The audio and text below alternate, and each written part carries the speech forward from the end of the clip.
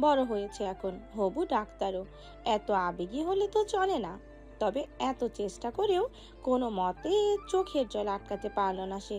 গড়গড়িয়ে গাল বেয়ে চোখের জল গড়াতেই থাকলো।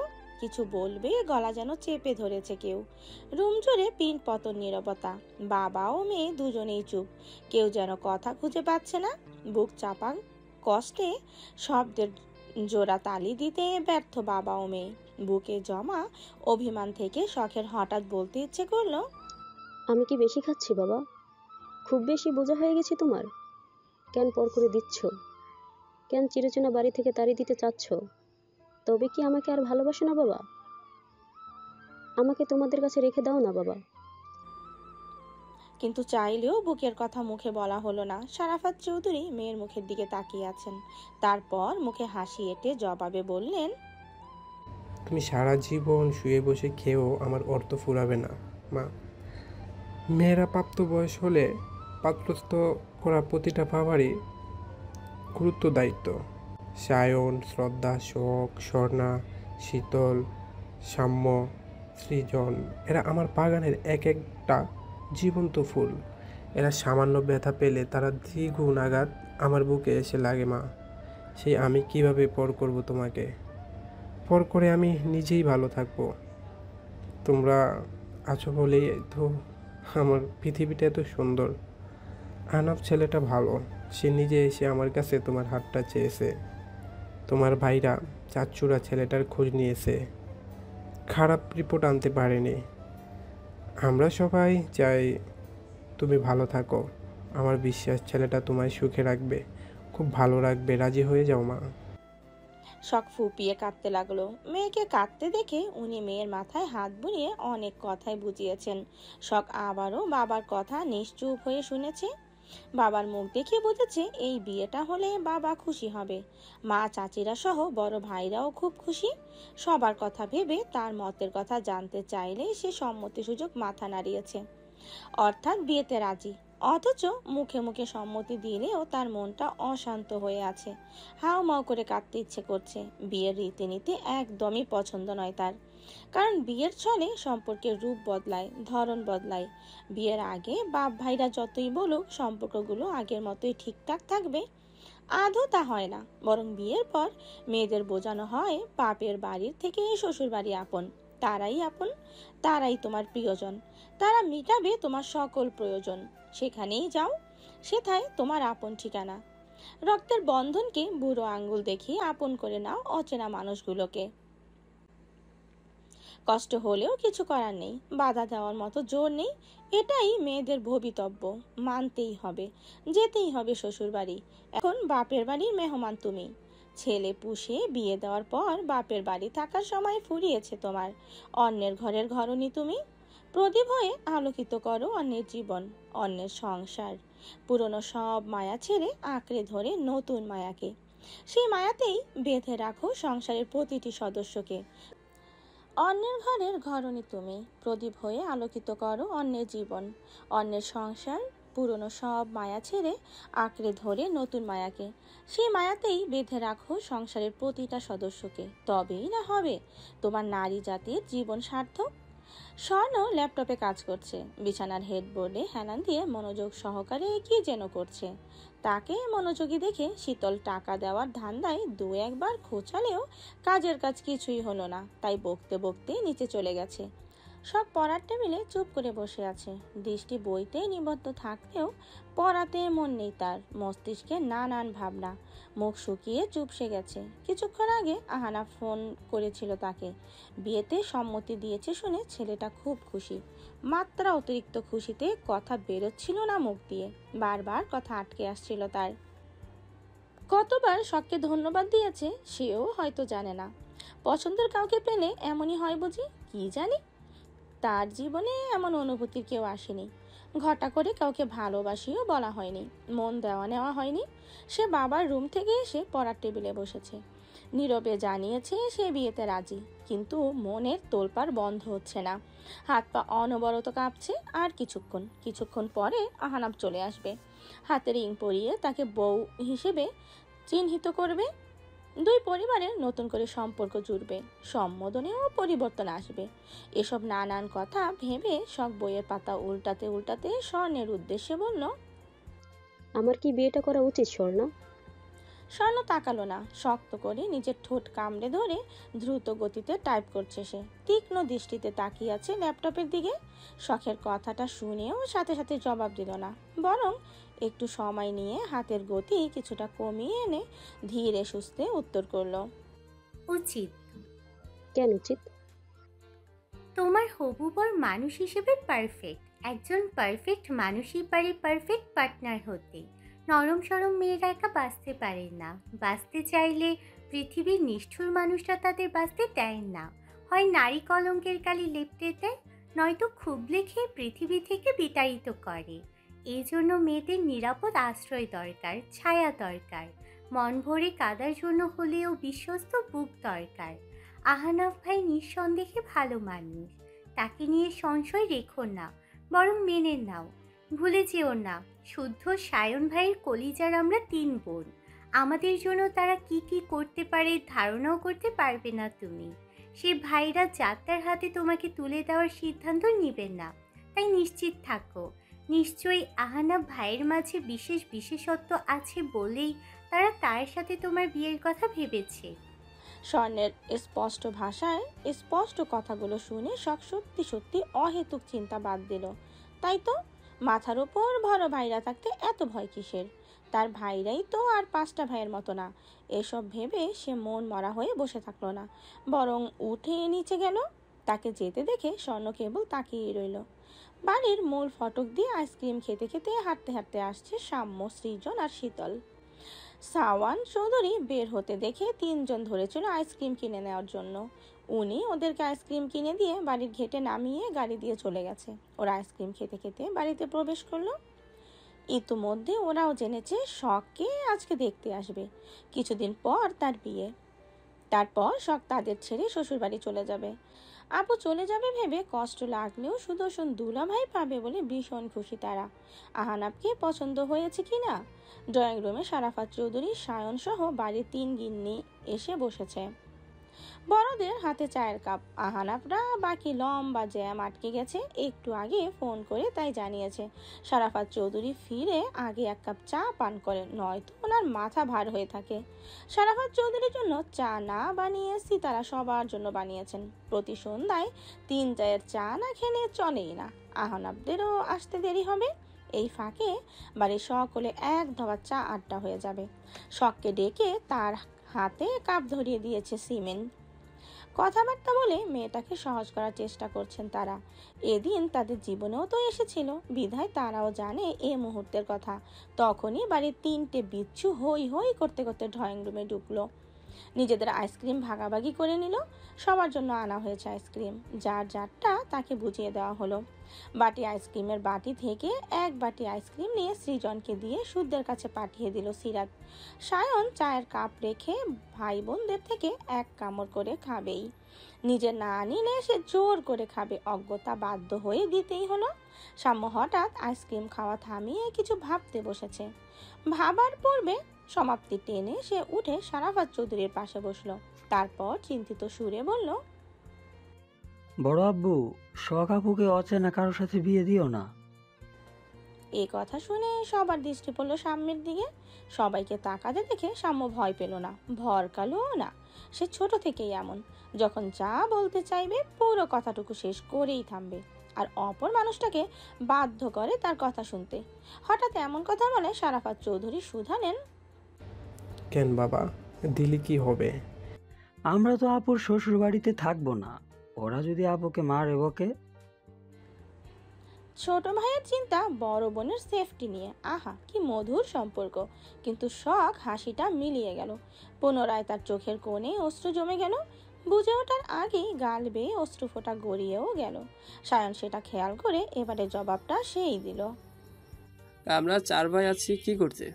আমাদের বোনকে মারবে এতই সোজা? শুধু মেরেই দেখুক না, ওদের ছাপার নকশা চেঞ্জ করে দেব। তা না হয় দেব, কিন্তু আবার কিন্তু কেন? 3 আপুকে বাইরে বিয়ে না দিয়ে অন্য একটা কাজ করি। আমি শখ আপুকে বিয়ে করি, তুমি স্বর্ণ আপুকে বিয়ে করো, শুদ্ধ ভাইয়া শীতল আপুকে বিয়ে করুক, তাহলে আপুরা এই বাড়িতে থাকবে, কেউ ভুগতে পারবে না, মারতেও পারবে না। সাম্যের হিসেব দেখে সকলের চক্ষু চড়ক গাছ। সিরাত তো ভীষণ খেয়েই ফেললেন। সিমিন গরম চায়ে ছ্যাঁকা খেয়ে ঠোঁট চেপে ধরে বসে আছেন। সিতারা বেগম মুখ টিপে হেসে কিছু বলার আগেই শীতল নিজ শক্তিতে জ্বলে উঠল। সে চট করে উঠে সাম্যের গাড়ে চটাস করে একটা থাপ্পড় বসিয়ে চিবিয়ে চিবিয়ে বলল, বেয়াদব, নিজেরা ভালো ভালো বেছে নিয়ে আমাকে আপদ বিপদ দিবি আর আমি মুখ বুজে তা মেনে নেব? কখনো না। দরকার হলে হাত কাটা ছেলেকে বিয়ে করব, তাও আপদ বিপদকে ঘাড়ে ঝুলাবো না। তার এহেন কাণ্ডে উপস্থিতি সকলেই হতবাক। আপদ বিপদকে শুদ্ধ, এছাড়া কাকেই বা বলবে? শীতলের কথা শুনে শারাফাত চৌধুরীর কেন জানি ভীষণ হাসি পেল। মনে মনে ভেবেও নিলেন শুদ্ধ উপস্থিত থাকলে বেশ হতো। ছেলের মুখের অবস্থা কেমন হতো তখন? এসব ভেবে হাসি চড়াও হতে গিয়েও কোনো মতে নিজেকে সামনে নিলেন। সবার সামনে হাসা ঠিক হবে না ভেবে গলা খাকারি দিয়ে হাসি গিলে নিয়ে উনি চায়ের কাপে চিমুক দিলেন। কিন্তু ওনার অজানা রয়ে গেল সিঁড়ির মুখে শুদ্ধ দাঁড়িয়ে আছে। পুরো ঘটনা দেখেছে, শুনেছে। স্বর্ণ হাতের কাজ সেরে রুম থেকে বেরোতেই শুদ্ধর মুখোমুখি হলো, চোখাচোখি হলো। শুদ্ধ তাকে দেখে পাশ কাটিয়ে যেতে যেতে বলল, অন্ধকে সাহায্য করে পুণ্যের কাজ হলেও অন্ধের সঙ্গে চলতে গিয়ে অন্ধ সাজে বোকামি। যা করছিস শাহাদাত চৌধুরী জানলে মঙ্গলজনক কিছু হবে না, তাই ফার্স্ট অ্যান্ড লাস্ট ওয়ার্নিং দিলাম, বাকিটা তোদের ইচ্ছে। স্বর্ণ শুনল, তবে পেছন ফিরে তাকালো না আর না কোনো জবাব দিল। শুদ্ধ যেতে যেতে যা বলার বলে রুমে ঢুকে গেল। সব দেখে, সব বুঝে, তবে কাউকে কিচ্ছু বলে না। এখন চুপ আছে মানে সামনেও চুপ থাকবে, এর গ্যারান্টি নিজে কেউ দেবে না। সন্ধ্যার পরে আহানাবদের আসার কথা থাকলেও জ্যামে আটকে তারা এলো রাত 9:30টার দিকে। ড্রয়িং রুমে বসে বিয়ে নিয়ে আলোচনায় ব্যস্ত বড়রা। সবকে সাজানো হচ্ছে, স্বর্ণ নিজেই সাজাচ্ছে বড় বোনকে। আহানা বাবা মা বোনের পাশে বসে উসখুস উসখুস করছে তখন থেকে। বারবার তাকাচ্ছে সিঁড়ির দিকে, নয়তো সময় দেখছে। অপেক্ষার প্রহর এত দীর্ঘ কেন? আসছে না কেন মেয়েটা? এত সাজা লাগে? আজ কি বিয়ে? তার মিষ্টি মুখটা দেখার জন্য বুকের ভেতর ছটফট করছে। মেয়েটা কি তা জানে না, বোঝে না? নাকি তাকে বউ করার শাস্তি দিচ্ছে এভাবে? আহানাফের উসকুস ভাবটা শীতল এসে অব্দি খেয়াল করেছে। দেখে দেখে হাসছে মিটিমিটি। আহা, কি ভালোবাসা! কি ভেবে শীতল দৌড়ে গিয়ে সিমেনের ফোন এনে চুপি চুপি বেশ কটা আহানাফের ছবি তুলল। সবাইকে দেখাতে হবে তার দুলাভাই কত সুদর্শন। তাছাড়া এই ছবিগুলো দেখিয়ে শখের থেকে টাকা হাতাবে সে। মনে মনে শয়তানি বুদ্ধি এঁটে সে ড্রয়িং রুমের এক কোণে দাঁড়ালো। বড়রা কথা বলছে দেখে শুদ্ধ আস্তে করে উঠে অদূরে দাঁড়ানো শীতলের পাশে দাঁড়ালো। তারপর নিচু কণ্ঠে বলল, রুমে যা শীতল। কেন? আমি বলেছি তাই। আপনি বললেই শুনতে হবে? আপনি কি আমার বাপ যান? আমি তোর কি পরে বোঝাচ্ছি, আপাতত হাঁটা ধর। না, থাকবো এখানে। আপুর সঙ্গে আমরাও একটা হিললে হয়ে যাক। আপনার অত্যাচার সহ্য হয় না আর। চালাকারটা বোধহয় সোফার নিচে রেখেছিলাম, তাই না রে? আবারও চালাকাট? ইস, প্রচুর লাগে। মারের কথা উঠেছে মানে বিশুদ্ধ পুরুষ কোনো কারণে রেগে আছে। তর্ক করলে সত্যি সত্যি মেরে দিতে পারে। তাই সে বোকা বোকা হেসে বলল, ইয়ে মানে মেলা পড়া বাকি আছে, জায়গা। এ কথা বলে শীতল সামনের সেন্টার টেবিলের উপরে থাকা শুদ্ধের ফোন ওড়নার তলায় লুকিয়ে সিঁড়ির দিকে পা বাড়ালো। ফোনের লক জানে সে, কিছুক্ষণ আগেই আর চোখে দেখেছে। মূল উদ্দেশ্য সেদিনের সিগারেট খাওয়া ছবিটা ডিলিট করে শুদ্ধর দুর্বলতা খুঁজে বের করা, যেটা দেখিয়ে শুদ্ধকে হুমকি দেওয়া যাবে। কিন্তু সেটা তো হবে না বোধ হয়, কারণ যাওয়ার আগে শুদ্ধ হঠাৎ বলে উঠল, ফোনটা রেখে যা। আমি কি আপনার চাকর নাকি আপনি আমার মালকিন যে যখন যা বলবেন আমাকে তাই করতে হবে? অহেতুক কথা বাড়াবি না, নয়তো থাপড়ে গাল লাল করে দেব, বেয়াদব। মেরেই দেখুন, বড় আব্বুকে বলে আপনাকেও উচিত শিক্ষা দেওয়া বাজ। চুপ থাকে বলে সাপের 5 পা দেখেছেন, তাই না? ড্রয়িং রুমে গেস্ট থাকায় শীতলের সাহস আজ আকাশচুম্বী। তার উপর বড় আব্বু উপস্থিতি আছে। সে জানে বড় আব্বু উপস্থিত থাকাকালীন শুদ্ধ কিছু করবে না। এই সুযোগেই কোনো মতে ফোন হাতিয়ে ভাগতে হবে এখান থেকে। কিন্তু তার তর্ক করা দেখে শুদ্ধ তেড়ে যেতে শীতল এক দৌড়ে মাঝ সিঁড়িতে উঠে দাঁড়ালো। বড়রা তখনও নিজেদের কথায় ব্যস্ত, আশেপাশেও কেউ নেই। শুদ্ধ কাউকে ফোন ধরতে দেয় না। হঠাৎ সে ফোনটা তাকে নিতে দেবে না। এখন না নিলে চেক করাও হবে না। একবার যখন হাতে পেয়েছে, এই সুযোগ হাতছাড়া করাও উচিত হবে না। কথাখানা তার মস্তিষ্কে ঢোকা মাত্রই সে কোনো কিছু না ভেবেই জামার ভেতরে ফোনটা ঢুকিয়ে নিল। আপাতত এটাই যেন নিরাপদ জায়গা।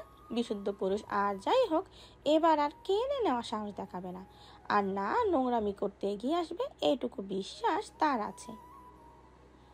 এদিকে তার কাণ্ডে যেখানে দাঁড়িয়ে পড়েছে শুদ্ধ, এই মুহূর্তে বাঘ হারাসে বিস্ময় চোখ মুখে।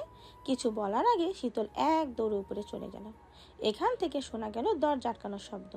আপাতত আজ আর বের হবে না সে। শুদ্ধ আর এগোলো না, ঘুরে দাঁড়ালো। মাথার ভেতর ভন ভন করছে তার। মেয়েটা দিন দিন এত পাজি হয়েছে বলার বাইরে। না, একে সভ্য করা যাবে না বোধহয়। কয়েক ধাপ এগোতেই হঠাৎ করে তার চোখ পড়লো সায়নের দিকে। দুই ভাইয়ের চোখাচোখি হলো। শুদ্ধ খেয়াল করলো সায়ন হাসছে, ঠোঁট জুড়ে যেন উপহাসের হাসি। ফোনের ওপর পাশের লোকটি পুরো কথা শুনে খ্যাক খ্যাক করে হেসে উঠল। কি বিশ্রী হাসির শব্দ! ভয়ে গায়ের পশম দাঁড়িয়ে যাওয়ার মতো ভয়ঙ্কর। তাকে এভাবে হাসতে দেখে এই পাশের লোকটি বিরক্ত হলো। মুখে বিরক্তিকর চ জাতীয় শব্দ করে মনে মনে বিশ্রী গালিও ছুড়ল। কোনো মতে হাসি থামিয়ে ইয়াসির নামের লোকটি এবার বলল, নাম শুনে ছেলেটা কল কেটে ফিচেল হাসলো। তারপর ফোনটা অদ্ভুত কায়দায় 5 আঙ্গুলের মাঝে ঘুরাতে ঘুরাতে মুখে উচ্চারণ করলো, ইউনিভার্সিটি থেকে বেরিয়ে টুকটাক কেনাকাটার জন্য বাজারে এসেছে স্বর্ণ। হাতে দুটো শপিং ব্যাগ। কড়া রোদে ঘেমে নিয়ে একাকার অবস্থা। মাঝারি সাইজের মোটা বেনুনিটা কাঁধের এক পাশে অযত্নে ফেলে রাখা। বিরক্তিতে চোখ মুখ কুঁচকে আছে। সরু নাকের ডগায় বিন্দু বিন্দু ঘাম। কড়া রোদের তাপে ফর্সা দু গাল রক্তিম বর্ণ ধারণ করেছে।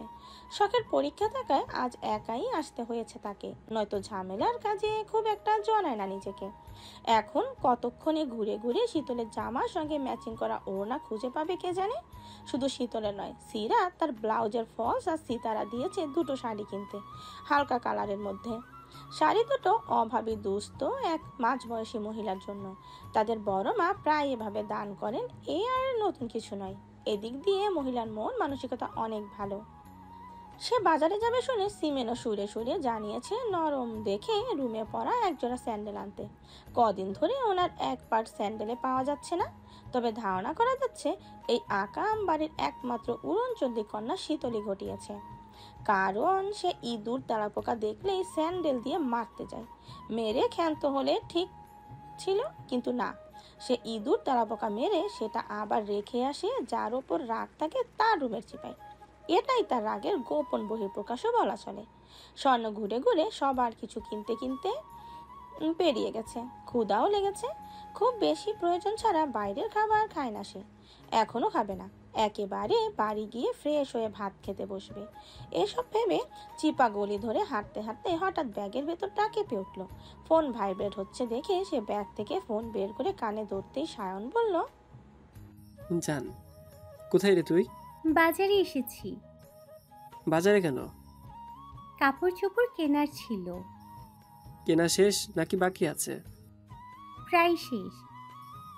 আসবো আমি? প্রয়োজন ছাড়া আসার দরকার নাই। জান, শোনো না, আমার জন্য 2-3টে শর্ট প্যান্ট কিনিস।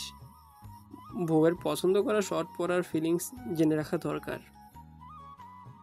লাল, নীল, হলুদ নয়তো গোলাপি কালার আনলে চলবে?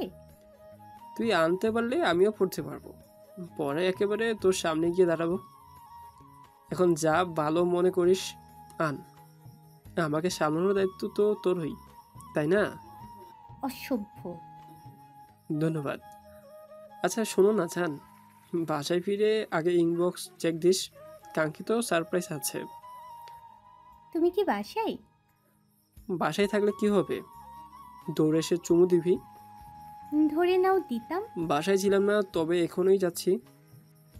তুইও তাড়াতাড়ি চলে আয় জান, তোর চুমুর অপেক্ষায় আমি। স্বর্ণ জবাব দিল না, খট করে কল কেটে দিল, নয়তো এই পাজি ছেলে কথা বাড়াতেই থাকতো। সে হাতের ব্যাগগুলো ধরে সামনে এগোতেই দৃষ্টি পড়ল একটি শাড়ির দিকে। ভীষণ সুন্দর শাড়িটি, কালো রঙা শাড়িতে গোল্ডেন পার। মেয়ে হলেও তার কেন জানি কেনাকাটা সাজগোজ খুব একটা পছন্দ নয়। যতটুকু না করলে নয় ততটুকুই করে, কারণ তার মতে কেনাকাটা সাজগোজ শো অফ নিয়ে পড়ে থাকা ছাড়া অনেক কাজই রয়েছে মেয়েদের জীবনে। সাজগোজ নিয়েই পড়ে থাকলে সফল হয়ে স্বপ্ন ছোঁয়ার আশায় এগোতে হবে না। যেখানে কষ্ট আছে, পরিশ্রম আছে, সেখানেই সাফল্য আছে, শুধুমাত্র সময়ের অপেক্ষা। সে শাড়িটার দিকে থেকে নজর সামনে এগিয়ে ফিরে এলো। শখের শাড়িটাতে বেশ মানাবে, মূলত শখের কথা মাথায় রেখে শাড়িটা কিনে নিল সে। সঙ্গে নিল ম্যাচিং ব্লাউজ। শখের চমৎকার গড়নের শরীরে শাড়িটি চমৎকার লাগবে। তাছাড়া এঙ্গেজমেন্টের গিফট হিসাবে কিছুই দেওয়া হয়নি বড় বোনকে। অথচ আহানাপ আর শখের এঙ্গেজমেন্ট হয়েছে আজ প্রায় 1 সপ্তাহ হতে চলল। সেদিন তাদের এঙ্গেজমেন্ট করিয়ে 1.5 বছর পর বিয়ের অনুষ্ঠানে সিদ্ধান্ত নেয় বড়রা।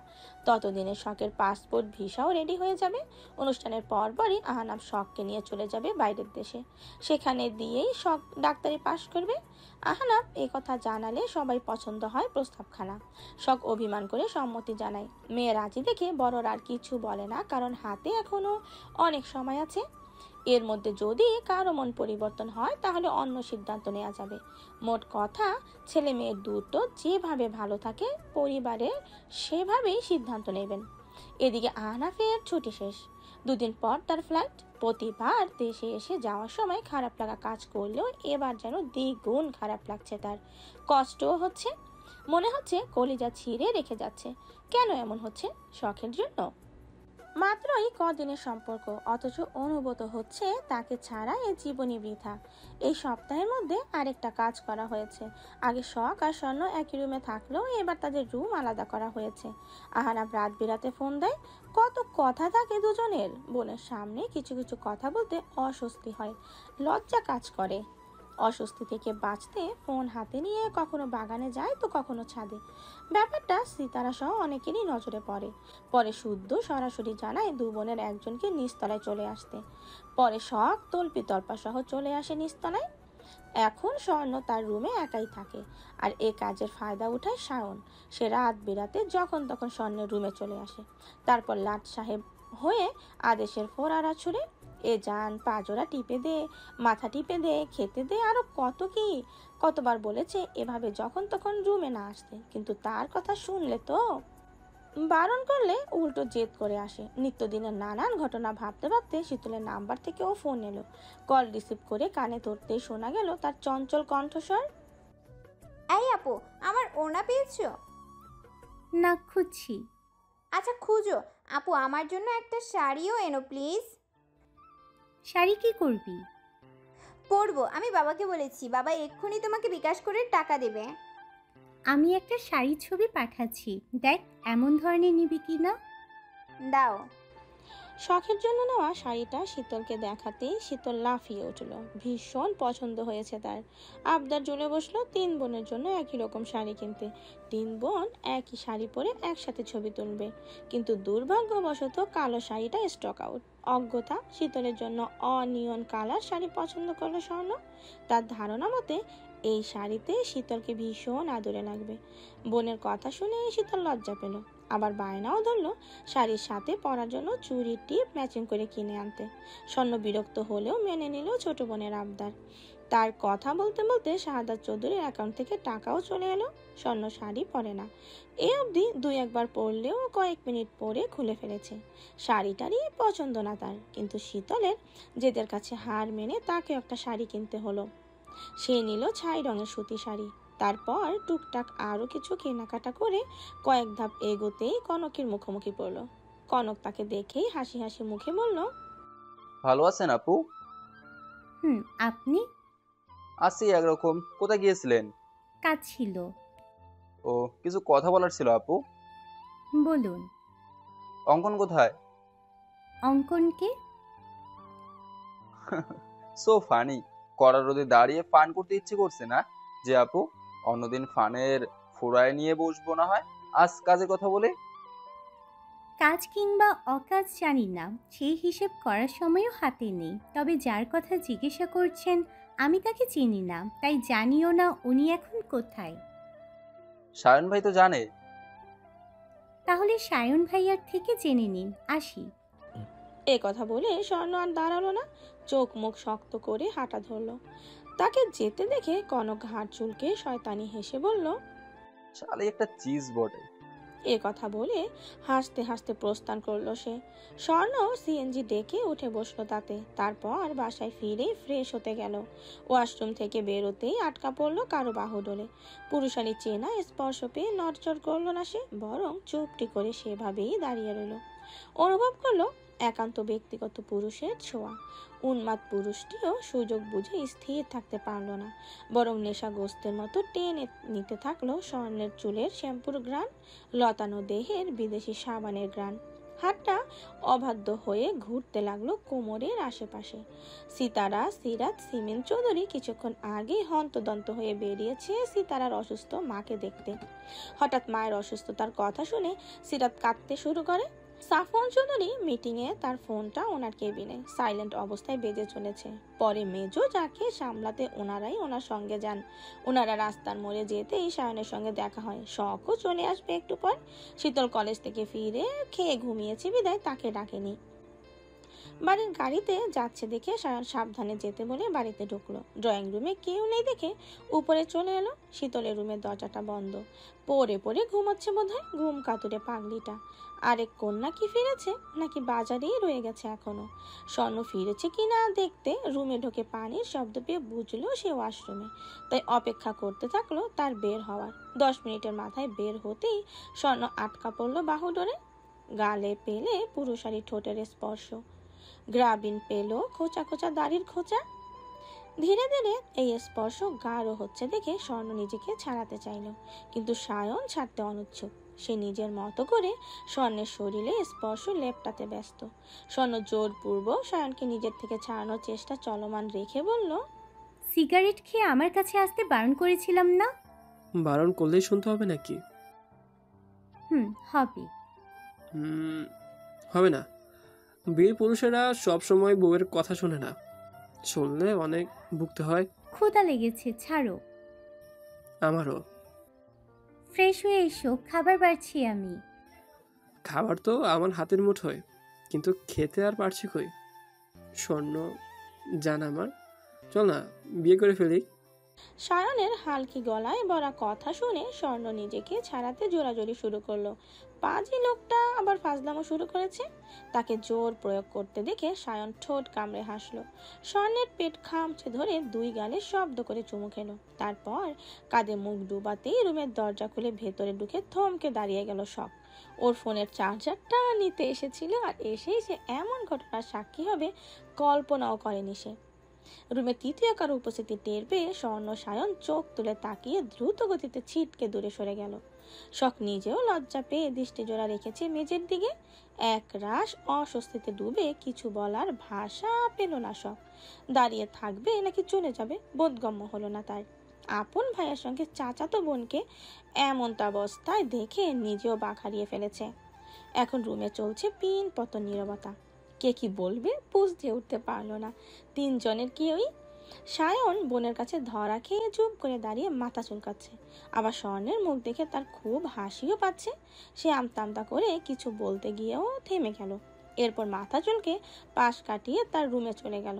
ভাইকে যেতে দেখে শখ টেবিলের ওপর থেকে চার্জারটা হাতে নিল।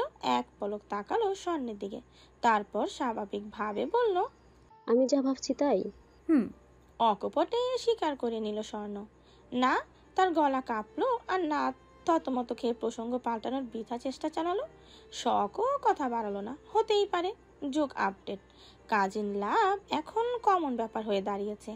তারা যদি একে অপরের সঙ্গে ভালো থাকে থাকুক না, সমস্যা কি? তবে বাড়ির লোক ব্যাপারটা কেমন ভাবে নিবে এটা ভাববার বিষয়।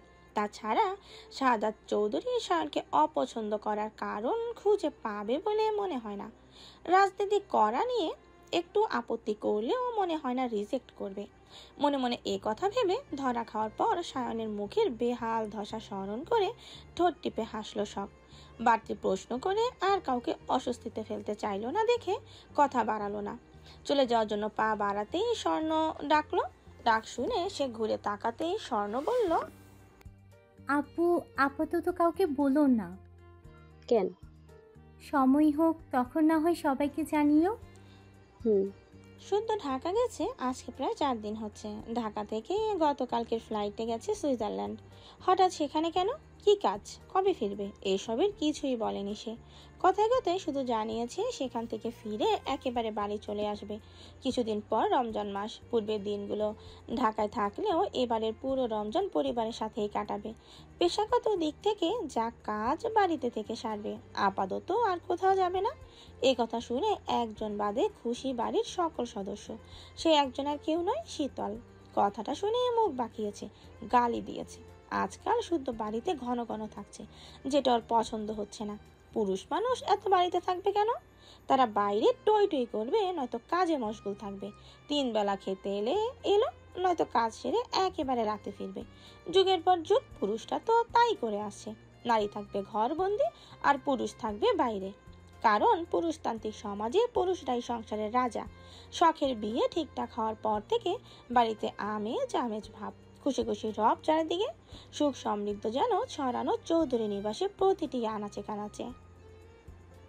শখ প্রথম প্রথম অভিমান করলেও এখন সব মেনে নিয়েছে। আহানাফের সঙ্গে কথা হয় রোজ। আহানাফ হুটহাট করে দেখা করে চমকে দেয়। দুজন ঘুরে খায়, ছবি তোলে, সময় কাটায়, টুকটাক কেনাকাটাও করে। তার মধ্যে শীতল ইচ্ছে মতো শখকে পচায়। ছোট হয়ে বড় বোনকে লজ্জায় ফেলে দেয়। লজ্জার মাত্রা দ্বিগুণ করতে কখনো বলে আহানাফের বউ। এ কথা শোনা মাত্রই শখ লাল হয়ে যায়। হাসি আনন্দে এভাবেই তাদের দিনগুলো কাটছে। শুদ্ধ বাড়ি নেই, শীতল যেন মুক্ত মনা পাখি, যার কাজ হচ্ছে স্বাধীন চিত্তে নেচে নেচে ঘুরে ঘুরে বেড়ানো। এই ঘুরে বেড়ানোর খুশির স্বাদ ডাবল হয়েছে কারণ শুদ্ধ তার ফোনটা তাকে দিয়ে গেছে। সেদিন শুদ্ধের ফোন ঘেটে তেমন কিছুই পায়নি। কয়েকটা ফাইল ছিল, তাও লক করা ছিল। গ্যালারিতে শুদ্ধের ছবি, এক ঝাঁক সাদা ইঁদুরের ছবি, ল্যাবের জিনিসপত্রের ছবি, কি সব থিউরি টিউরি ছাড়া কিছুই পায়নি। তার সিগারেট খাওয়া সেই ছবিটাও। অজ্ঞতা আধা ঘন্টা পর শুদ্ধের ফোনটা শুদ্ধের বিছানার উপর রেখে এসেছিল, কিন্তু তাকে অবাক করে দিয়ে শুদ্ধ যাওয়ার আগে তার রুমে এসেছিল। হাতে ফোন ধরিয়ে দিয়ে বলেছিল, ধর। কাকে দিব? রেখে দে। কি আমাকে দিচ্ছেন, তাও আবার নিউ আইফোন? মাথা ঠিক আছে নাকি ভুলভাল কিছু খেয়েছেন শুদ্ধ ভাই?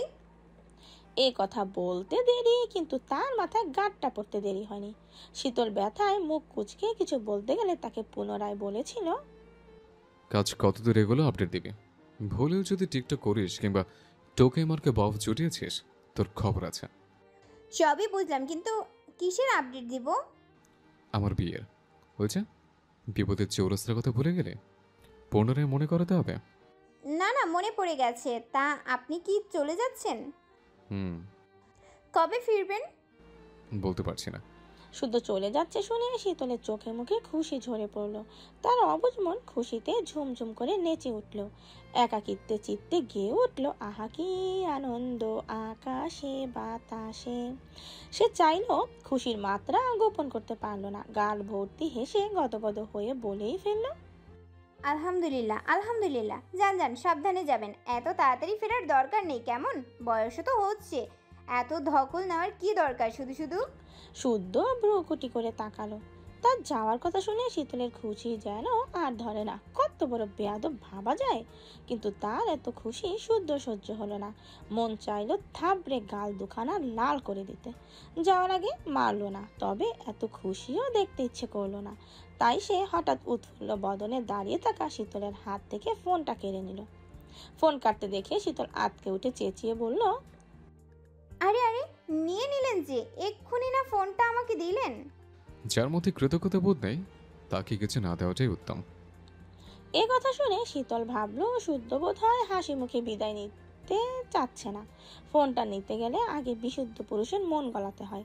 দরকার হলে কাঁদতে হবে, প্রচুর কাঁদতে হবে, কেঁদে কেঁদে ফোনটা হাতাতে হবে। এদিকে নিচ থেকে সিতারার ডাক শুনে শুদ্ধ হন হন করে শীতলের রুম থেকে বেরিয়ে গেল। ফোন হাতছাড়া হতে দেখে শীতলও পিছু পিছু গেল। তবে যাওয়ার আগে 2 চোখে গ্লিসারিন দিল যাতে চোখে পানি আসে। চোখের পানি সস্তা নাকি, চাইলেই যখন তখন কাঁদা যায়। তারপর চোখ মুছতে মুছতে গিয়ে দাঁড়ালো শুদ্ধর থেকে একটু দূরে। শব্দ করে নাক টেনে কাঁদতে থাকলো নিঃশব্দে। বাড়ির সবাই উপস্থিত হয়ে টুকটাক কথা বলছে। সিতারা পূর্বের মতো খাবার বেঁধে দিতে বক্স রেডি করছেন। এত বলে কয়েও ওনাকে শুধরাতে পারে না শুদ্ধ। যতবার যাবে ততবার উনি বাধাবাধির ঝামেলা করবেই করবে। কথা বলতে বলতে হঠাৎ সিতারার চোখ গেল শীতলের দিকে। শীতল এক কোণে দাঁড়িয়ে ওড়না দিয়ে চোখ মুছছে। চোখ নাক লাল করে ফেলেছে কেঁদে কেঁদে, হেঁচকি উঠছে থেমে থেমে। মেয়েটাকে এভাবে কাঁদতে দেখে সিরাত বিস্মিত সুরে বললেন, একে কাঁদছিস কেন শীতল? কি হয়েছে তোর? পেট মাথা ব্যথা করছে? না না না না। তাহলে এভাবে কাঁদছিস কেন মা? কিছু খাবি? না। সকলের দৃষ্টি তখন শীতলের দিকে। একে একে কারণ জানতে এগিয়ে এসেছে তারা। পিঠে মাথায় হাত বুলিয়ে কান্নার কারণ জানতে চাইলে শীতল ফোপাতে ফোপাতে বলল, শুদ্ধ ভাই চলে যাচ্ছে তাই আমার খুব কষ্ট হচ্ছে, বুকের ভেতরটাই ধরাস ধরাস করছে। শীতলের মুখে এই কথা শুনে সকলে হতবাক। হতবম্ব স্বয়ং শুদ্ধ। এ কি আদৌ বিশ্বাসযোগ্য? যে মেয়ে কিনা শুদ্ধের উপস্থিতি সহ্য করতে পারে না, বাড়ি এনে মনে মনে গালির ফোয়ারা চুটায়, সে নাকি কাঁদছে শুদ্ধর জন্য। চোখের পানি দেখে বোঝার উপায় নেই মিথ্যা বলছে। কেন জানি সবাই সন্দেহের নজরে তাকালো শুদ্ধের দিকে। শুদ্ধ 2 বুড়ো কুচকে তাকিয়ে দীর্ঘশ্বাস চাপলো। কেউ বুঝুক বা না বুঝুক, আসল কাহিনী বুঝে শেষে। তবুও কিছু বলার প্রয়োজন বোধ করলো না। ড্রামা কুইন ড্রামা করবে, এ আর নতুন কি। কিন্তু শীতলের কান্না দেখে সিরাত পুনরায় বললেন, স্বামী বিদেশ গেলেও তো কেউ এভাবে কাঁদে না, অথচ তুই কিনা শুদ্ধর জন্য এভাবে কাঁদছিস। ব্যাপারটা ঠিক হজম হচ্ছে না মা। শীতল নাক টানলো, চোখ মুছল। তারপর শুদ্ধর দিকে তাকিয়ে ফোফাতে ফোফাতে বলল, নিজের খেয়াল রাখবেন, তাড়াতাড়ি ফিরবেন। ফোনটা দিয়ে যান, খোঁজ খবর তো নিতে হবে নাকি? এবার সবাই মুখ চাওয়াচাই করলো। এবার কারো বুঝতে বাকি রইল না আসল কাহিনী। সায়ন তো হো হো করে হেসেই ফেললো। অজ্ঞতা শুদ্ধ সবার সামনে ফোনটা দিয়ে সাবধান করে দিল, ফোন নিয়ে বাইরে যাবি না, টিকটক করার কথা মাথাতেও আনবি না। শীতল খপ করে ফোনটা নিয়ে ঘাড় কাত করে মুখবর্তী হাসলো। অর্থাৎ সে এসব কিছুই করবে না। তারপর শুদ্ধ সবার থেকে বিদায় নিয়ে চলে গেল। ঢাকা গিয়ে শীতলের সাথে 2-1বার কথাও হয়েছে। শুদ্ধের জন্য মেয়ে দেখার ব্যাপারে সিতারা সহ সবাইকে ইনিয়ে বিনিয়ে অনেক কিছু বলেছে। কিন্তু বাড়ির ছোট সদস্য বলে তার কথা কেউ আমলে নেয় না, হেসে উড়িয়ে দেয়। ওদিক থেকে শুদ্ধ রোজ চাপ দিতে থাকে। ফোন দিয়ে কিছু বলার আগেই বলে, বলেছিলি মেয়ে দেখে শুরু করেছে। শীতল খুব বিরক্ত হয়। বিয়ে পাগল ছেলে নিজের বিয়ের কথা নিজে বলে না, অথচ তাকে বাঘের মুখে ঠেলে দেয়। কিন্তু কি আর করার, হাল ছেড়ে দিলে তো চলবে না। গেরাকলে ফেসে গেছে, সহ্য করতেই হবে। 1.5 ঘন্টার মতো ঘুমিয়ে বিছানা ছাড়লো শীতল। তারপর কিয়ারাকে বের হতে বলে নিজেও কোচিংয়ের উদ্দেশ্যে বের হলো। মুখে মিটি মিটি হাসি। নতুন ফোন, নতুন সিম, নতুন ফেসবুক আইডি পেয়ে খুশি যেন ধরে না। কোচিংয়ে গিয়ে সে সবার আগে কিয়ারার আইফোন দেখালো। ভাব নিয়ে ছবিও তুললো 2 বান্ধবী। তারপর কোচিং শেষে বের হয়ে কিয়ারার বাবা দাঁড়িয়ে আছেন। কিয়ার মামাতো বোনের জন্মদিন, তাই এখান থেকে সোজা মামা বাড়ি চলে যাবে তারা। শীতলকে সাবধানে যেতে বলে কিয়ারা চলে গেল তার বাবার সাথে। শীতলও সাবধানে রাস্তা পার হলো। সামনের মোড়ে রিক্সা পাওয়া যাবে। সন্ধ্যাও ঘনিয়ে এসেছে প্রায়। সে মোড়ের দিকে যাওয়ার জন্য পা বাড়াতেই কিছু লোক তার পথ আটকে দাঁড়ালো। অচেনা ছেলেপুলে দেখেও মিষ্টি করে হেসে শুধালো, কিছু বলবেন ভাইয়া? শুদ্ধ ভাই আমাদেরকে পাঠিয়েছে আপনাকে নিয়ে যাওয়ার জন্য। কোথায় শুদ্ধ ভাই? সামনে একটা রিসোর্টে ওনার ফ্রেন্ডের বার্থডে পার্টি হচ্ছে, তাই ভাই আপনাকে নিয়ে যাওয়ার কথা বলেছে। ঢপ মারছেন না তো? কি যে বলেন না ছোট আপু, সেই সাহস কি আর আমাদের আছে? আপনারাও শুদ্ধ ভাইকে ভয় পান বুঝি? তাই তো একটু পাই। এ কথা শুনে শীতল খিলখিল করে হেসে উঠল। শুদ্ধকে ভয় পায় এমন লোকও আছে দেখে ভালোই লাগলো। ছেলেগুলো তার সঙ্গে গল্প করতে করতে গাড়ির কাছে গেল। সামনে রাখা কালো গাড়িটায় উঠতে ইশারা করে বলল, আপু আপনি বসেন, আমরা এক্ষুনি আসছি। আচ্ছা ভাইয়া। ছেলেগুলো একটু দূরে দাঁড়িয়ে কাকে যেন ফোন করলো, কল রিসিভ না করায় কল দিতেই থাকলো। নিজেরা গুজুর গুজুর করে সামনের দোকান থেকে সিগারেট কিনলো। তাদের মতিগতি খেয়াল করে শীতলের কেমন যেন লাগলো। কোথায় নিয়ে গেলে সায়ন শুদ্ধ নিজে নিয়ে যায়, কখনো তো কাউকে পাঠায় না, তাহলে আজ কেন? তাছাড়া তার জানা মতে শুদ্ধ দেশের বাইরে আছে, দেশের বাইরে থেকে কিভাবে বার্থডেতে পার্টি অ্যাটেন্ড করবে? এসব ভেবে তার মাথা ঘুরতে লাগলো। অজানা এক ভয়ে হাত কাঁপতে থাকলো। বিপদের আভাস পেয়ে ছেলেগুলোর দিকে নজর রেখে ডাটা অন করে কল দিল শুদ্ধের নাম্বারে। 3বারের বেলায় শুদ্ধ কল রিসিভ করতেই শীতল হড়বড় করে বলল, শুদ্ধ ভাই, আপনি কি আমাকে নিয়ে যেতে লোক পাঠিয়েছেন? কই না তো, আমি কেন লোক পাঠাবো? তাহলে একদল ছেলে এসেছে, আপনার নাম বলল, আপনি নাকি আমাকে নিয়ে যেতে তাদের পাঠিয়েছেন। এখন কোথায় আছিস তুই? একটা কালো গাড়িতে বসে আছি। চেনা নেই জানা নেই, কার গাড়িতে উঠে বসেছিস? কেউ কিডন্যাপ করতে যায়নি তো আবার? কিডন্যাপ? কিডন্যাপ করবে মানে? কি বলছেন এসব? এখন উপায়? আমি কি তাহলে অজ্ঞান হয়ে যাব? অজ্ঞান হয়ে যাবি মানে? এতক্ষণ ব্যাপারটা সহজভাবে নিলেও এবার শীতলের ঘাম ছুটে গেল। শুদ্ধের কথা বলার ধরনই বলে দিচ্ছে সে মজা করছে না, লোকগুলো সে পাঠায়নি, অর্থাৎ পুনরায় নিজের বোকামি নিজেই ফেসে গেছে সে। কিন্তু এরা কারা? তাকে কোথায় নিতে চায়? সে ভয়ে ভয়েই বলল, ভয় লাগছে শুদ্ধ ভাই। ভয় নেই, গাড়ি জানলা দিয়ে দেখ আশেপাশে লোকজন আছে কিনা, যদি থাকে সেদিকে দৌড়ে যা, আমি এখানে ভাইকে যেতে বলছি। শুদ্ধের চিন্তিত কণ্ঠস্বর শীতলের ভয়ার্থ কণ্ঠস্বর শুনে তার বুকের ভেতর কেমন করে যেন মুচড়ে দিয়ে উঠছে, কপাল ভেয়ে সরু ঘাম জড়তে শুরু করলো। তবুও শীতলকে স্বাভাবিক রাখতে বলেই গেল, শীতল, হ্যালো হ্যালো, আমার কথা শুনতে পাচ্ছিস?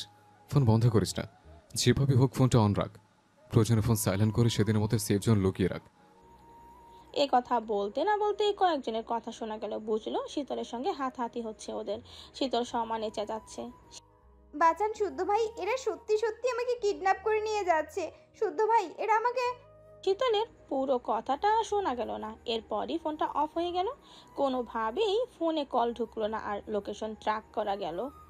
সন্ধ্যা 6:30। চলন্ত গাড়ির পেছনের সিটে মুখ ফুলিয়ে বসে আছে শীতল। মন খারাপ করে তাকিয়ে আছে বাইরের দিকে। গাড়িটা কোন দিকে যাচ্ছে বুঝতে পারছে না, আর না এই রাস্তা তার পরিচিত।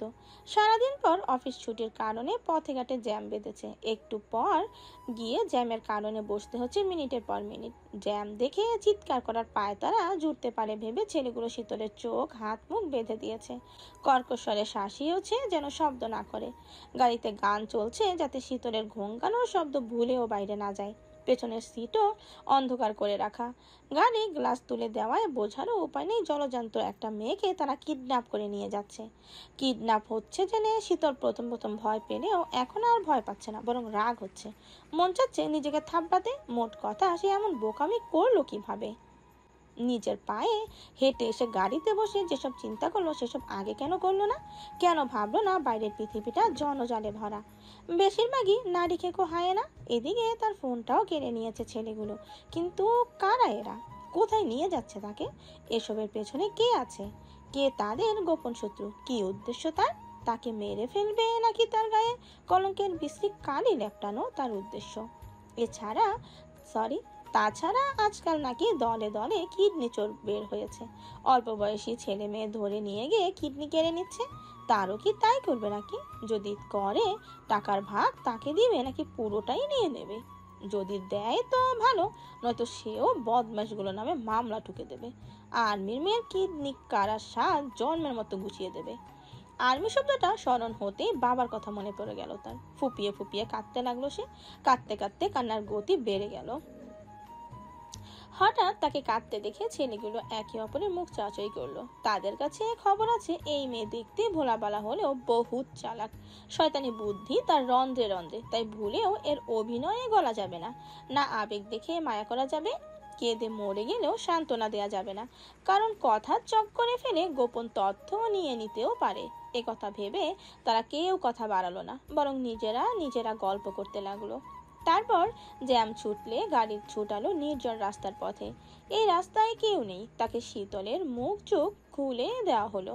ছাড়া পেয়ে সে উঠে বসলো, আশেপাশে তাকিয়ে বোঝার চেষ্টা করলো গাড়ি কোন দিকে যাচ্ছে, কিন্তু অন্ধকার জনমানব শূন্য রাস্তা দেখে ভয়ে চুপসে গেল।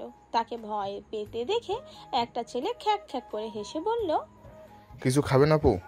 আপনাদের বসের নাম কি? জানি না। যার হয়ে কাজ করছেন তার নাম জানেন না? না, টাকার বিনিময়ে কাজ করি, টাকা পেলে আর কোনো কিছু জানার আগ্রহ আসে না। আপনাদের স্যারকে ফোন দিয়ে বলুন আমি কথা বলবো। জায়গা মতো পৌঁছায়, শুধু কথা না অনেক কিছু করতে পারবেন। এ কথা বলে ছেলেটা শব্দ করে হাসতে লাগলো। তা দেখে হাসতে লাগলো সঙ্গে ছেলেগুলো। শীতল চোয়াল শক্ত করে তাকিয়ে রইল, মনে মনে কয়েক দফা গালি বর্ষণ করে চুপ করে বসে রইল। কাঁদতে লাগলো নীরবে নিঃশব্দে। কাঁদতে কাঁদতে কেন জানি তার বড়ই আর আচারের কথা মনে পড়লো। ভাবলো এদের হাতে মারা গেলে আর আচার খাওয়া হবে না তার, বড় আম্মুর বানানো আচার সায়নবাই খেয়ে নেবে। সায়নবাই আবার আচার পাগল, মেয়ে মানুষের মতো বাটি বাটি আচার খায় সে। আচ্ছা, সায়নবাইয়ের যখন বিয়ে হবে, তার বউয়ের বাচ্চা হবে, তখন সায়নবাই কি তার বউয়ের আচারে ভাগ বসাবে? কেড়ে কুড়ে নিজেই খেয়ে নেবে, নাকি মুখ ভর্তি আচার নিয়ে বলবে, বুঝলি শীতল, বাপ হচ্ছি, মুখে রুচি টুচি নেই, তাই আচার খাচ্ছি। এ কথা ভেবে খিল খিল করে হেসে উঠল শীতল।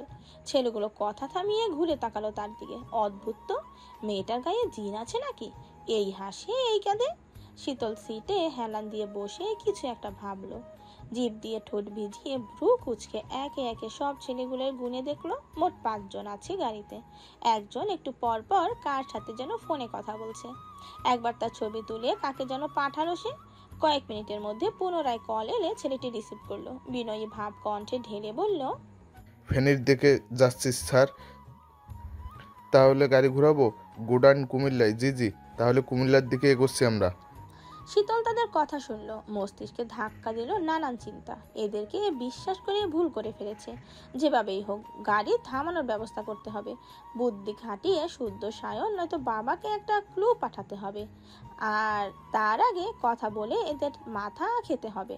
ভয় পেলে চলবে না, বরং ভয় পেলে এরাই লাই পাবে, মজা লুটবে। এ কথা ভেবে মন খারাপ দূর করে ঠোঁটে হাসি ফুটালো। তারপর কণ্ঠে মধু ঢেলে মিষ্টি করে ডাকলো, ভাইজান। পাশে বসা ছেলেটা তাকালো। সে আবার কানে কম শোনে, মেয়ে মানুষের মিনমিনে সুরের কথা বোঝেও কম। না বুঝলে পুনরায় জিগাইতে ইগোতে লাগে। যতই হোক পুরুষ মানুষ বলে কথা, আত্মসম্মান বোধ থাকা জরুরি। শীতল তাকে কিছু বলছে বুঝতে পেরে সে পাশের জনকে গুঁতো মারলো, ইশারা করলো পাশে তাকাতে। পাশের জন তখন সবে মুখে পানি দিয়েছিল পান করার জন্য। হঠাৎই পেটে গুঁতো লাগায় মুখের পানি বেরিয়ে গেল। সে বিরক্ত হয়ে তাকালো কম শোনা ছেলেটার দিকে। তাকে তাকাতে দেখে ছেলেটা দাঁত বের করে হেসে শীতলকে দেখালো। ছেলেটার দৃষ্টি যেন বলে দিল শীতলের ওপর খুবই বিরক্ত। 2 থাপ্পড় দিতে পারলে শান্তি পেত। মেয়েটার চোখ মুখ খুলে দেওয়া হয়েছে অনেক আগেই, অথচ মেয়েটা না কাঁদছে না চিৎকার করছে। চিৎকার করার অজুহাতে মারধর করতো না হয়, কিন্তু সে তা করছে না, বরং দেখে মনে হচ্ছে পিকনিকে যাচ্ছে সে। ভীষণ খুশি। তাকে রাগী দৃষ্টিতে তাকাতে দেখে শীতল পুনরায় ডাকলো। এবার ছেলেটি কর্কশ কণ্ঠে জবাব দিল, কিটা হয়েছে? শীতল ভ্রু কুচকালো। ইচ্ছে করলো মুখ বরাবর একটা ঘুষি মেরে বলতে, আমাকে কিডন্যাপ করে আমাকেই বলছিস কিতা হইছে? হারামির দল, একবার ছাড়া পাই তোদের পেছনে লাল কাপড় বেঁধে শুদ্ধ সারের গুঁতো না খাওয়ালে আমার নামও শীতল না। তখন ভালো করে বুঝবি আমার আসলে কিতা হইছে। মনের কথা মুখ ফুটে বলা হলো না শীতলের। কোনো মতে কথা গিলে মুখ এইটুকু করে বসে রইল। তারপর ড্রাইভারের পাশে বসা ছেলেটা হাসি মুখে শুধালো, কোনো সমস্যা আপু? শীতল সাহস পেল, বেঁধে রাখা হাতটা মোছামুছি করে বলল, এই ভাই, বড়ইয়ের আচার আছে আপনার কাছে? না, নেই। নেই মানে কেন নেই? এখন দেব একটা গাট্টা। কিডন্যাপ করার সময় মনে ছিল না গাড়িতে উঠলে আমার বমি পায়, মাথা ঘুরায়? এখন দেই আপনার গায়ে হক হাক করে বমি করে? মস্ত বড় ভুল হয়ে গেছে ম্যাডাম। পরের বার কিডন্যাপ করতে এলে আপনার জন্য বড়ইয়ের আচার নিয়ে আসবো। ঠিক আছে ঠিক আছে, কিন্তু আমাকে নিয়ে যাচ্ছেনটা কোথায়? এক কাজ করুন, কক্সবাজার, রাঙামাটি নয়তো সাজেকের দিকে চলুন। জীবনে কখনো মন খুলে বেড়াতে পারলাম না, এই সুযোগে ঘুরে আসাও হবে। ম্যাডাম, আমরা আপনাকে কিডন্যাপ করছি, হানিমুনে নিয়ে যাচ্ছি না।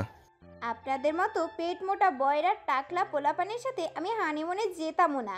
যা বলছি শুনুন, নয়তো আপনাদের মালিকের কাছে বিচার দেব কিন্তু। স্যার বলছে আপনাকে কুমিল্লায় নিয়ে যেতে। কেন, রসমালাই খাওয়াইতে? না, আপনাকে খেতে। আমাকে কেন খাবে? তাদের বাড়িতে মা বোন নেই, গিয়ে তাদের খাক। অন্যের বোনের দিকে নজর কেন? এই কথা শুনে ছেলেটা চুপ হয়ে গেল। গাড়ি ওঠা অবধি বক বক করতেই আছে মেয়েটা। প্রশ্নের বহর থামছে না, কান মাথা সব ঝালাপাড়া করে দিল। শুধু বসের জন্য কিচ্ছু বলতে পারছে না, নয়তো এতক্ষণে জানের দফারফা করে ফেলতো। ছেলেটা চুপ হয়ে গেল দেখে শীতল কথা বাড়ালো না। কিছুক্ষণ পর নড়াচড়া বসলো, কিন্তু কতক্ষণ আর এভাবে বসে থাকা যায়? একদিক দিয়ে নিশ্চিন্ত শুদ্ধ জেনেছে কিডন্যাপ হয়েছে, নিশ্চয়ই কোনো না কোনো পথ খুঁজে বের করবেই সে। তবে ফোন অন করার কথা বলেছিল শুদ্ধ, কিন্তু ছেলেগুলো তার ফোনটা কেড়ে বন্ধ করে দিয়েছে। রাত বাড়ছে, ঘড়িতে কটা বাজে কে জানে। আম্মুরা বাসায় ফিরেছে। ওনারা বাসায় ফিরে তাকে না পেয়ে চিন্তা করছে নিশ্চয়ই, কান্নাকাটিও শুরু করে দিয়েছে বোধহয়। এখন কি করবে সে, কিভাবে ছাড়া পাবে? রোজ পত্রিকা খুললে দেখা যায় ধর্ষণের সংবাদ। তার সাথেও কি এমন কিছু ঘটবে? চৌধুরী বাড়ির সদস্যের মাথা হেট হবে শুধু তার বোকামির কারণে। বড় আব্বু, মেজো আব্বু, আব্বু, সায়ন ভাই, শুদ্ধ ভাই, তারা কি লজ্জায় পড়ে যাবে? তাদের সুখপূর্ণ জীবনে আত্মসম্মানের তকমা লাগবে তার কারণে। বড় আম্মু, মেজো আম্মু, আম্মুরা কি তার জন্য কাঁদবে? শখ আপু, স্বর্ণ আপু, এরা কি মন খারাপ করবে, নাকি খুশি হবে জ্বালাতন করার মানুষটা হারিয়ে গেলে? এসব ভেবে তার গলা শুকিয়ে এলো, কণ্ঠ রোধ হয়ে এলো, বুক চাপা কান্নায়। ভয়ে কাঁপতে লাগলো সে। নির্জন রাস্তা, তার উপরে এতগুলো ছেলে। সিটে হেলান দিয়ে চোখ বন্ধ করে বসে রইল শীতল। না, একটু খাওয়া দরকার। সে ছেলেগুলোকে বলল পানি খাবে, তাকে পানি খাওয়ানো হলো। কিছুক্ষণ পর বলল ক্ষুধা পেয়েছে, তাকে খাবারও দেয়া হলো। অথচ খাবার গলা দিয়ে নামছে না। মানুষ ভয় পেলে কিংবা টেনশন করলে বুঝি এমনই হয়। ফোনটা এখনো বন্ধ হয়ে পড়ে আছে। শীতলের জানা মতে ফোন বন্ধ থাকলে লোকেশন ট্র্যাক করা যায় না। লোকেশন ট্র্যাক না করলে তার খোঁজ করতে পারবে না শুদ্ধ। তাই মনে মনে কিছু একটা ভেবে বলল, এভাবে সময় কাটছে না, ফোনটা দিলে রিলস দেখলে সময় কাটতো। এ কথা শুনে অতিষ্ঠ হয়ে একজন সজোরে থাপ্পড় বসিয়ে দিল তার দুই গালে। দাঁতের সাথে ঠোঁট লেগে রক্ত বের হলো। পুরুষালী শক্ত হাতে থাপ্পড়ে গালে 5 আঙ্গুলের ছাপ বসে গেল। শীতল হতবাক হয়ে তাকায় বসে রইল ছেলেটার দিকে। অকারণে মারার জন্য খুব রাগ হলো তার। সেও এক পা তুলে আচমকা লাথি বসালো ছেলেটার প্যান্ট বরাবর। তার এহেন কাণ্ডে পাশের ছেলেটা এবার রাগে আরেকটা থাপ্পড় বসিয়ে হিজাব টেনে খুলে ফেললো। এক হাতে নাক চেপে ধরে আরেক হাতে শক্ত করে চেপে ধরলো শীতলের গলা। নিঃশ্বাস নিতে না পেরে শীতল কাটা মুরগির মতো ছটফট করতে লাগলো। হাত পা ছুঁড়েও ছেলেটাকে ছাড়তে পারলো না। এবার প্রাণটা বুঝিয়ে যায়। এতক্ষণ ভয় দূর করতে বক বক করেছিল শীতল। বোঝাতে চেয়েছিল সে ভয় পাচ্ছে না, স্বাভাবিক আছে। আসলেই তাই। এতগুলো ছেলের মাঝে স্বাভাবিক থাকা কি সম্ভব? এদিকে তার বকবকানিতে অতিষ্ঠ হয়ে অন্য ছেলেগুলো থামানো দূর এগিয়েও এলো না, বরং দেখলো, হাসলো। পরে শীতলের চোখ জোড়া উল্টে আসলে তারা ছেলেটাকে কোনো মতে সরালো। তবে ছেলেটা সরার আগে শীতলের বুকে সজোরে একটা লাথি বসালো। লাথিটা লেগেছে হাড় বরাবর। এই বুঝি প্রাণটা বেরিয়ে এলো। জন্মের পর গায়ে ফুলের টোকা না পড়া মেয়েটা অসহ্য যন্ত্রণায় গুমড়ে উঠল। তার হাত পাও ধীরে ধীরে শীতল হয়ে এলো। চোখে নামলো গাঢ় অন্ধকার। কানে বাজলো প্রাণ প্রিয় বাবার আদুরে ডাক, মা শীতল, ওই তুমি মা। শীতল ছোট থেকে অতিরিক্ত চঞ্চল, বাচাল, দুষ্ট বুদ্ধির অধিকারিণী। তবে সে যতই চঞ্চল হোক, দুষ্টুমি করুক, কেউ তাকে এভাবে মারেনি। শারাফাত চৌধুরী কারণে মারার সাহস করেনি। শুধু মাঝে মাঝে মার খেত শুদ্ধর হাতে, তাও তার অপকর্মের কারণে। এজন্য শুদ্ধকে পাষাণ উপাধিও দিয়েছে। তবে আজ বুঝলো শুদ্ধ ভাই মারলেও রয়ে সয়ে সহ্য ক্ষমতা বুঝেই মারত। আর এরা, তবে বলতেই হয় শুদ্ধ ভাই আর এদের মারের মধ্যে অনেক তফাৎ, আকাশ পাতাল তফাৎ। শীতল জ্ঞান হারালো। অচেতন শীতলের মাথাটা ধাক্কা খেলো গাড়ির কাচের সাথে। হঠাৎ গাড়ি ব্রেক করে আবারও গিয়ে ধাক্কা খেলো সামনের সিটে। তবুও ছেলেগুলো দেখেও দেখলো না, বিরক্ত মুখে ফোনে ব্যস্ত হয়ে পড়লো। অন্যের বাড়ির মেয়ে মরুক বাঁচুক যা ইচ্ছে করুক, তাতে তাদের কি? অজ্ঞতা তিন চৌধুরীর এক কলিজা অনাদরে পড়ে রইল সিটের উপরে। তিন মায়ের আদুরে রাজকন্যাটা আঘাত পেয়ে কপাল ফুলে কালশিটে পড়ে গেছে। চার ভাইয়ের সবচেয়ে চঞ্চল বাচাল বোনটিকে কথা বলার দায়ে শক্ত হাতে আঘাত করা হয়েছে। তার ঠোঁট কেটে রক্ত পড়ছে, গলা চেপে ধরায় গলার দাগ বসে গেছে। কেউ জানলেও না, কেউ দেখলেও না চৌধুরী বাড়ির আদুরে কন্যার বর্তমান হাল। কিছুদিনের জন্য দেশ ছেড়েছে শুদ্ধ। 5 বন্ধু এসেছে তাদের স্যারের জরুরি ডাকে। দিনরাত এক করে তারা কাজ করছে ল্যাবে। খাওয়ার সময়টুকু ছাড়া সময় কাটছে সেখানেই। আজও এক কোণে কাজ করছিল সে। হঠাৎ ফোন ভাইব্রেট করে, কাজে বিঘ্ন ঘটে সবার। স্যার খুব বিরক্ত হলেও কিছু বললেন না, কারণ শুদ্ধ শুনতো না। দলের মধ্যে এক ছেলেটা যেমন মেধাবী তেমনি তেরা। কিছু কিছু ক্ষেত্রে ছাড় না দিলে সে কাজে হাত দেয় না। তাছাড়া ছেলেটা পরিবার নিয়ে খুব বেশি পজিটিভ, তাই কথা না বাড়িয়ে সবাইকে মনোযোগী হতে ইশারা করলেন তিনি। আর শুদ্ধ ফোনটা নিয়ে চলে গেল ল্যাবের এক কোণে। ডিসপ্লেতে ভাসছে ব্যাঙ্গাচি নাম। কল রিসিভ করে শীতলের কথা শুনে চিন্তা বেড়ে গেছে তার। সে স্যারকে বলে বেরিয়ে এসেছে ল্যাব থেকে। কথা বলতে বলতে কল কেটে গেলে দৌড়ে এসেছে তার জন্য বরাদ্দকৃত রুমে। ল্যাবের অ্যাপ্রন পরা অবস্থায় বসে পড়েছে ল্যাপটপ নিয়ে। ল্যাপটপে শো করছে তার ফোনের সকল তথ্য। চেষ্টা করছে ফোনের লোকেশন ট্র্যাক করার, যদিও ফোন বন্ধ। তারপরেও বেশিরভাগ ওয়্যারলেস চিপগুলি ডিভাইস বন্ধ থাকা সত্ত্বেও কাজ করতে থাকে। কিছু কিছু কম্পোনেন্ট লো পাওয়ার মোডে চলতে থাকে, আইফোন বন্ধ হওয়ার 24 ঘন্টা পর্যন্ত। তথ্য অনুযায়ী এই উপাদানগুলো শক্তি থাকে এবং ট্র্যাকিংয়ে সক্রিয় থাকে। মোট কথা, সিস্টেম ওয়াইল্ড অ্যাক্সেস সহ সেটিং ব্যবহার করে ফোনের নিয়ন্ত্রণ নিতে পারে বন্ধ থাকা অবস্থাতেও। তাছাড়া সেও যেন জানতো ফোনটা হারাবে, নয়তো কোনো অঘটন ঘটাবে এই মেয়ে। বরং অঘটন না ঘটাক অবাক হতো। সে চিন্তা মাথায় রেখে আগে থেকেই শক্তপোক্ত ব্যবস্থাও করে রেখেছে। কিছুক্ষণ চেষ্টা চালানোর পর সে সফল হলো। ফোনের লাস্ট লোকেশন শো করছে ঢাকাতে এবং সেটা যাচ্ছে ফেনীর দিকে। শুদ্ধ ল্যাপটপে দৃষ্টি রেখে কল করলো শাহাদাত চৌধুরীকে। জানালো ঘটে যাওয়া পুরো ঘটনা। শাহাদাত চৌধুরী ঠান্ডা মাথায় পুরো ঘটনা শুনলেন, ভাবলেন, তারপর জানালেন সেনাবাহিনী ক্যাম্পের ঊর্ধ্বস্ত কর্মকর্তাকে। আধা ঘন্টার মধ্যে ফেনীর রাস্তা ব্লক করার ব্যবস্থা করা হলো। পুলিশও নেমে গেল রাস্তায়। যেই রাস্তায় প্রতিটা পয়েন্টে থাকা ট্রাফিক পুলিশদের সিগন্যাল পাঠানো হলো। এইটুকু সময়ের মধ্যে যতটুকু করা সম্ভব করলো, কিন্তু তাতে কিছু হবে তো? বাঁচতে পারবে তো তাদের বাড়ির প্রাণবন্তন ফুলটাকে? এদিকে সায়নের কাছেও খবর পৌঁছে গেছে অনেক আগেই। তার লোকও দেখেছে শীতলকে একটা কালো গাড়িতে উঠতে। তাৎক্ষণিক জানিয়েছে এই কথা। সায়ন খেয়ে ঘুমিয়েছিল। হঠাৎ ফোনের ঘো ঘো শব্দে খুব বিরক্ত হয়। দুই পায়ের মাঝে জড়িয়ে ধরে থাকা কোরবালিশটাকে জড়িয়ে ধরে গালি দেয় কলদাতাকে। দুই একবার রিং হয়ে থামছে না, যখন তখন উঠে কল রিসিভ করলো সে। রাগে ফোঁস ফোঁস করতে করতে বলল, এই মাথার কল করার সময় পাসনি? আমি ঘুমালেই তোর ফোন দেবার মন চায়। আমার থাপ না খাইলে শান্তি পাও না তুমি, না? আসো শালা, আগে তোমার মনের শখ মিটাই।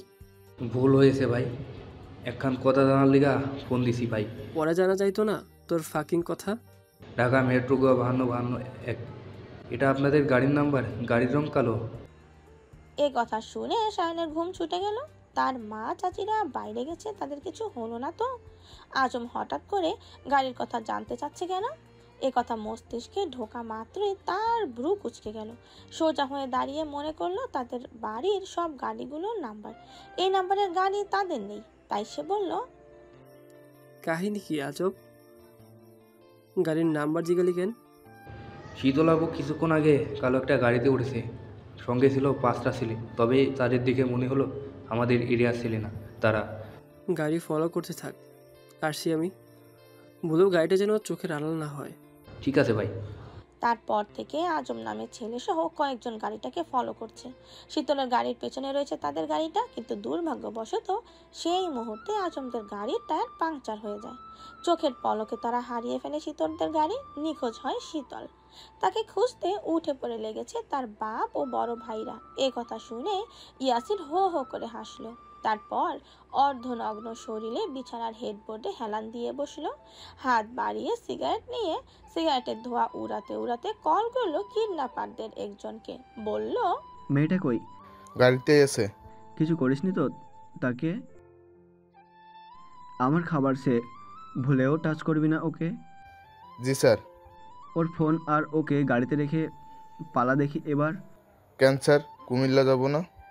ওর বাপ ভাই আসছে তোদের পেছনে বাটাম নিতে পারলে গাড়িতে বসে থাক। বাই দ্য ওয়ে, আমি কিন্তু চিনি না তোদের।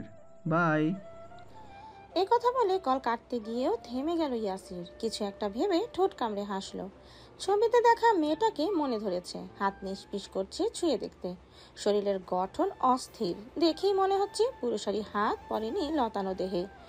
বাবা ভাই যে খুব আদরে বড় করেছে সেটা দেখেই বোঝা যায়। তবে নারী যখন হয়েছে পুরুষ তো ছুবেই, আদরের ছাপ পড়বেই তার সর্বাঙ্গে। পুতুলটা যখন খুব রেখাবে তখন কি এমন স্নিগ্ধরূপ থাকবে? থাকবে না রে, থাকবে না। এতদিন যত মেয়ের গায়ে তার হাত পড়েছে সেই মেয়েই মারা গেছে। কেউ বা মরেছে সঙ্গম চলাকালীন, কেউ বা মাত্রা অতিরিক্ত রক্তক্ষরণে। এখানে তো তার দোষ নেই, দোষ সব মেয়েগুলোর। তারা কেন তার রুদ্রি আদর নিতে পারে না? মেয়ে হয়ে যখন জন্মেছে পুরুষের আদর কেন নিতে পারবে না? কেন? যারা পারে না তাদের মরে যাওয়া ভালো। এত নরম সরম মানবীদের জন্য এই পৃথিবী নয়। তাকে চুপ থাকতে দেখে ছেলেটি ভয়ে ভয়ে বলল, ওরা খোঁজ পেল কিভাবে বস? কাদের বাড়ির মেয়ে তুলেছিস খোঁজ নিসনি? না নিলে নিয়ে দেখ। তবে এটা কেবল ট্রেলার ছিল, সিনেমা এখন বাকি। গা ঢাকা দে।